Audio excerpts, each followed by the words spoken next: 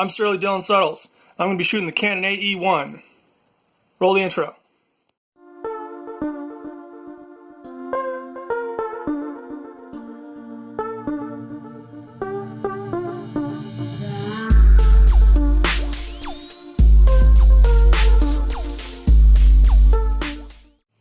So this is the first in what is, I guess, going to be a series of videos of me shooting cameras that I own, all this random crap that I've just acquired over the years. Like I said, it's going to be the Canon AE-1 this time.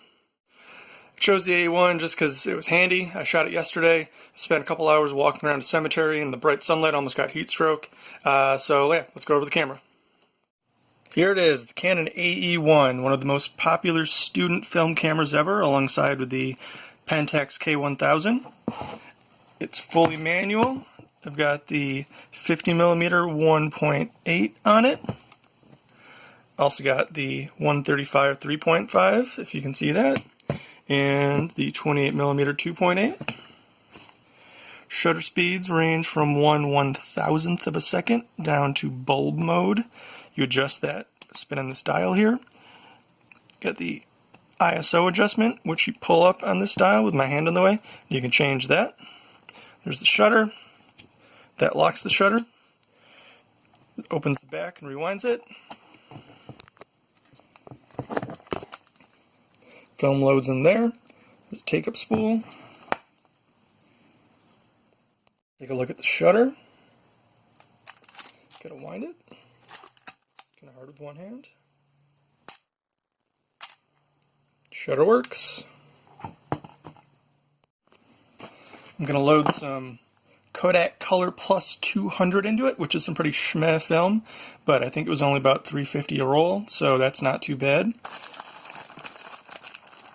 I don't think I'm going to be able to load it with one hand, so I can't show you that in this video, but maybe I'll do that another time. Now the film is in the back. Leader's going into one of the notches in the take-up spool. Pull the lever to advance it, make sure it's in there. Looks like it is pretty well. Close up the back. Fire it again. Wind it. It's on the first shot. Got the ISO setting on 200, which is what the film is. Put the little cardboard thing and the reminder on the back in case I forget what I'm doing, and we are ready to go shoot.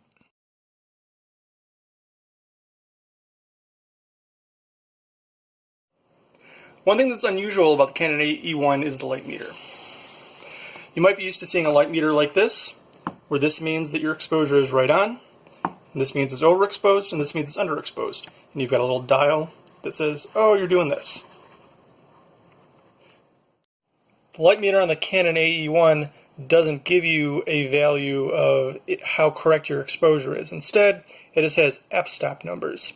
And so you set your shutter speed, and the light meter, the dial, will tell you what f-stop it thinks is correct. You don't have to listen to it, but it tells you what it thinks is right.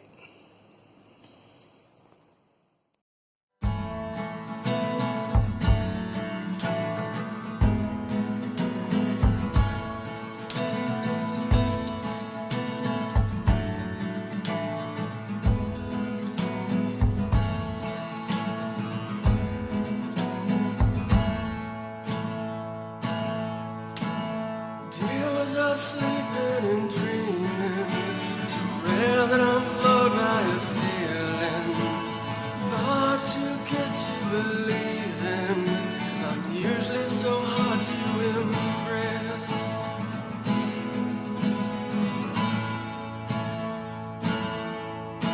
The stars are burning so brightly, I swear they'll engulf us tonight. We should not bother to fight it. Just let them take control. Just let them take control. It's about 5:30. I'm on James Street in Syracuse. It's like 90 degrees outside. I was just playing some Pokemon Go, and I saw another Pokemon Go player, and I'm trying to avoid him because nerds. But yeah, I'm taking some photos with the AE-1. Obviously you'll see the results when they're developed. This is a fully manual camera, but I suppose this could be considered in auto mode. When you put the aperture ring into A, it does set the aperture based on the shutter speed you have, so I guess that's aperture priority, right? I don't know.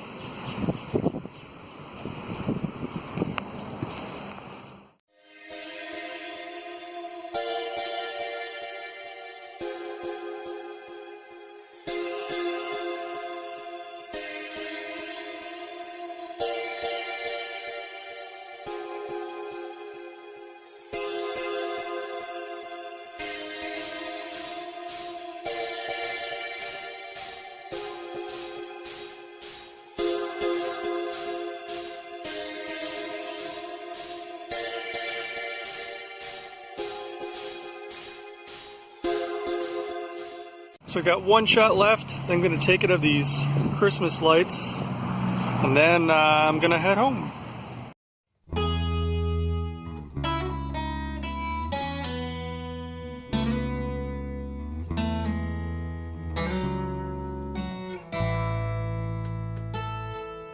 I've always said that I am charming instead of saying I'm drunk. When I lay out on that charm, thick every night. Lately it's getting hard. There's nothing left to do. Alright, I'm back home now. I'm going to drink some beer. Need some dinner. But first, I'll show you how to rewind this thing. Button on the bottom. Press that. And that makes it so this can rewind the film. When you press it, or when you turn it, you can feel the pressure from the film. And you just keep spinning that until you can't feel any more pressure. You'll usually hear kind of a snap or a pop from where the film leader comes out of the take-up spool. Takes a little bit, especially when you don't have both hands. Oh, there it goes. So now it's spinning freely. That means the film is all back into the cassette. Pop it open, take it out, and that is ready to go to the lab. I thought of another thing I should mention about this camera. There's a battery door on the front, battery goes there.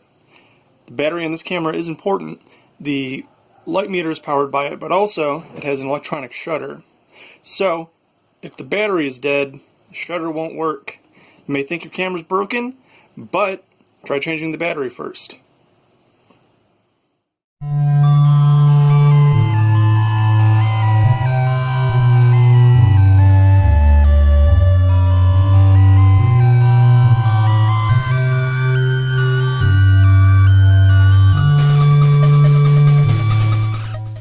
Alright, it's about a week later. I got my film back from what I shot on the AE-1. And I'm going to scan this and then we can see what kind of crappy pictures I took. Alright, so these photos are scanned. I just spent like 3 hours dealing with my scanner. I think it's on its way out.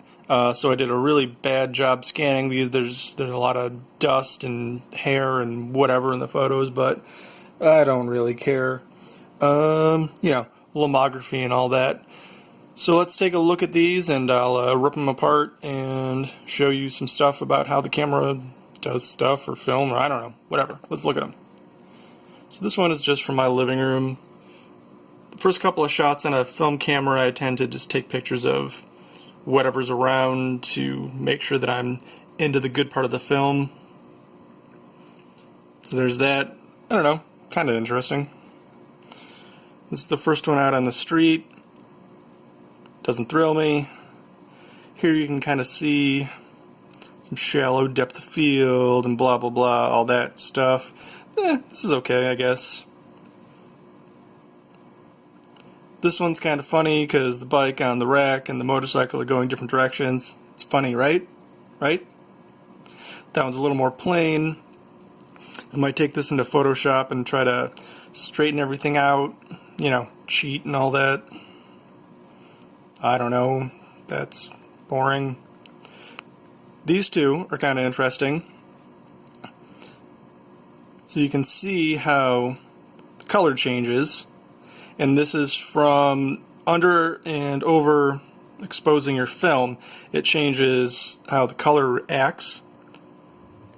So this one is a little bit overexposed. This one's a little bit, well, this one's correct exposure. So you can see how the colors get a little more washed out, a little more muted on the overexposed versus the proper exposure where the colors are stronger. It was just Memorial Day or whatever recently, so there's a bunch of flag photos. This one, I don't know, I like this one. This one's kind of interesting in an abstract-ish sort of way. Boring. I don't know. This one, to a lesser extent, you can see the well, it's kind of hard to see, but bracketing again. This one, see, when you shoot film, you should take notes. I don't take notes. So this one is probably underexposed. It looks like it's underexposed to me. But I was acting real quick to get the truck and the flag thing, but I like how this one came out. Shooting into the sun, got a little lens flare. I'd probably post this one to Instagram. This one too, not necessarily all that exciting, but it's got some line and some shadow and color and blah blah blah. Ooh, now this is real deep, right? American flags behind a fence. It's symbolic. It means something, right? More flags. I like the color. Again, flags. Yep. I like stuff like this, reflections in windows or whatever.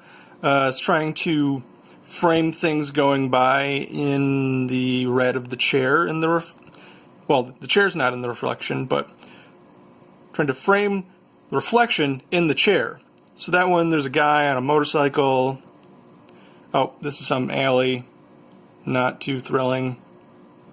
Another reflection shot. This one's kind of cool, I think. This one, nothing is really in focus, which is kind of one of the perils of manual focus, at least for me. But I kind of like that snapshotty, nothing sharp look. For me. Alright, back to this. So this one's got a minivan within the chair. This one's got another motorcycle framed in the chair.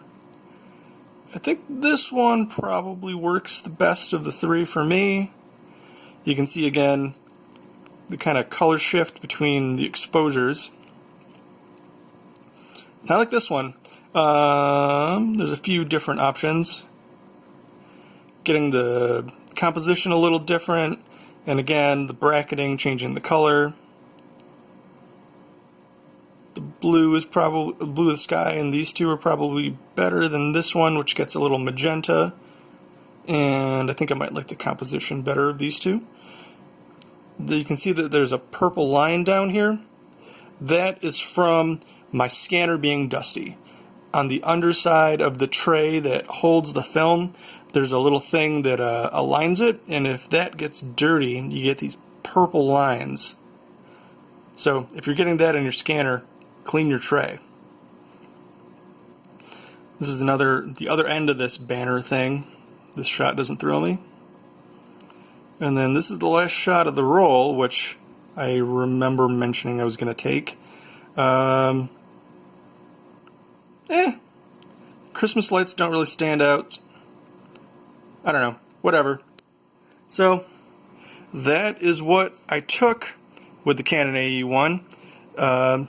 Maybe I'll clean a couple of those up and post them after this in the video so you can see them more clearly without my shaky camera work and the camera focusing or whatever. So there's that.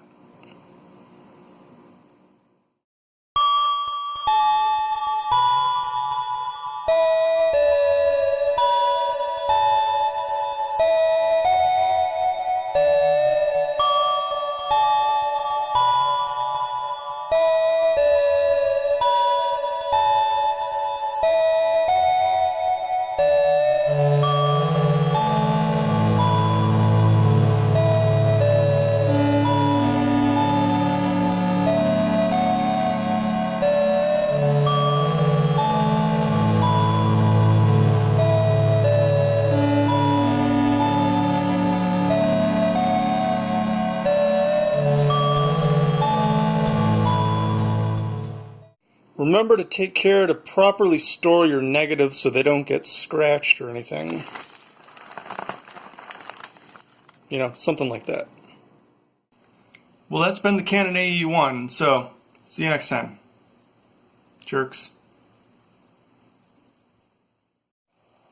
Additionally, if you have any questions about things I talked about in this video, or I was unclear, or if there's anything you want me to shoot for future videos, let me know in the comments down there.